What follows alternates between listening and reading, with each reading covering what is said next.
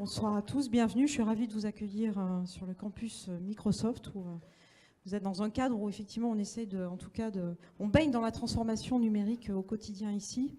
Et je suis ravie d'accueillir des organisations et comme tu le disais, pas que des entreprises privées, il y a aussi beaucoup d'organisations publiques qui se transforment et c'est magnifique de voir effectivement ces collectivités, ces grandes administrations se mettre dans le mouvement de la transformation digitale. Et donc, en tout cas, bravo à tous ceux qui vont recevoir un prix ce soir, puisque vous êtes un peu les représentants de ces grands projets de transformation que les entreprises mènent aujourd'hui. Alors, transformation numérique, bien sûr, quand on parle numérique, je sais que vous associez Microsoft aux solutions numériques, mais nous aussi, on est en pleine transformation depuis 4 ans, avec l'arrivée de Satya Nadella, où on a vécu une période difficile auparavant, en disant il faut vraiment qu'on se remette en question et qu'on se transforme, sinon on est potentiellement amené à disparaître. Et donc cette transformation, on l'amène depuis 4 ans, sous le pilotage de Satya Nadella, et avec quelques premiers apprentissages que je voulais partager rapidement avec vous, je vais faire très vite, mais quelques premiers apprentissages sur cette transformation menée. La première, c'est qu'il n'y a pas de terminus. Donc pour ceux qui pensaient en disant ça y est, c'est bon, on a fait notre transformation, ça y est, on a mis en place des nouveaux outils, des nouveaux systèmes, on a transformé la relation client, etc., grâce à des chatbots ou quoi que ce soit. C'est une première étape dans une transformation continue. On le voit bien, les technologies évoluent en permanence, l'innovation, elle s'accélère. Et nous sommes condamnés à rester dans des cycles de transformation constantes. Parce que les évolutions, les disruptions, les opportunités qu'apportent les innovations technologiques, elles sont constantes, elles sont omniprésentes et elles nous obligent finalement. Alors, est-ce que c'est une bonne ou une mauvaise chose à chacun d'y réfléchir, mais globalement, nous sommes effectivement dans ce cycle de transformation constante.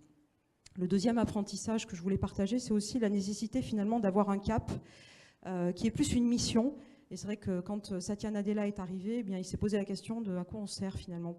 Pourquoi Microsoft est là, qu'est-ce qu'on a envie de laisser comme empreinte, comment est-ce qu'on souhaite impacter finalement nos clients, nos utilisateurs. Et donc ce mission statement, il est important et je pense que toutes les organisations aujourd'hui, en tout cas avec lesquelles on interagit, qui travaillent à leur transformation numérique, beaucoup se posent cette question de où est-ce qu'on veut être, où est-ce qu'on souhaite aller, finalement un peu ce cap nord qui va permettre de conduire des transformations réussies et d'embarquer l'ensemble de l'organisation dans ces transformations. Donc, la mission, extrêmement important. Et puis le troisième point, c'est la culture. C'est Peter Drucker, que peut-être certains d'entre vous ont lu, qui disait « Culture eats strategy for breakfast ». Donc c'est super d'avoir une belle stratégie, c'est bien d'avoir des technologies, bien sûr, qui vont aider à se transformer. Mais si on ne transforme pas l'organisation, si on ne transforme pas la culture au sein des entreprises, au sein des organisations, cette transformation numérique, elle va avoir beaucoup de mal à être réussie et surtout à être réussie pour l'ensemble des collaborateurs. Et ça, c'est un point extrêmement important. Donc, comment mener une transformation culturelle? Nous, on a beaucoup travaillé sur ce qu'on appelle le growth mindset. C'est quoi le growth mindset? C'est se remettre en question en permanence, c'est prendre des risques, c'est se mettre dans une démarche d'écoute active, d'apprentissage constant.